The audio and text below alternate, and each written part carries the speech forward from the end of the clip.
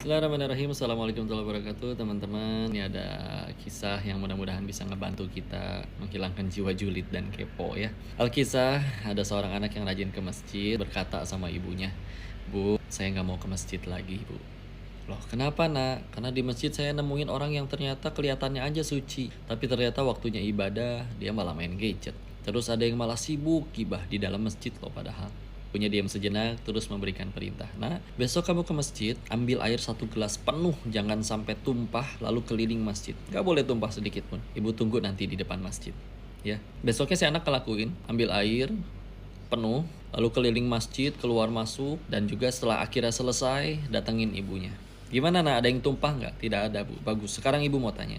Di masjid kamu tadi nemuin nggak ada yang sibuk main gadget padahal waktunya ibadah?" "Enggak, Bu. Aku kan sibuk merhatiin gelas biar nggak jatuh airnya." "Bagus.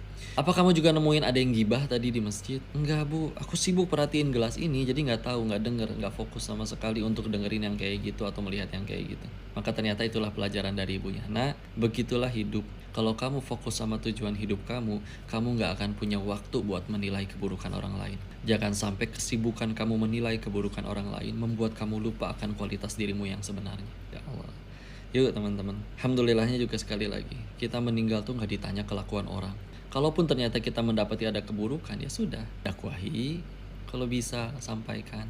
Kalau nggak bisa, minimal doain, karena kalau kita doain, malaikat akan doain hal yang sama buat kita. Dan kalau misalkan ternyata nggak bisa juga dua-duanya, yang paling penting ini yang paling ketiga, ya, yang ketiga yang paling penting, yaitu adalah menjaga hati kita tetap bersih. Nggak tahu nggak siapa orang yang paling rugi? Adalah orang yang maksiat, orang yang mendapati pihak lain maksiat, terus malah dia yang jadi dosa. Misalkan kayak gini, ada orang beneran maksiat, dia bikin dosa, ya.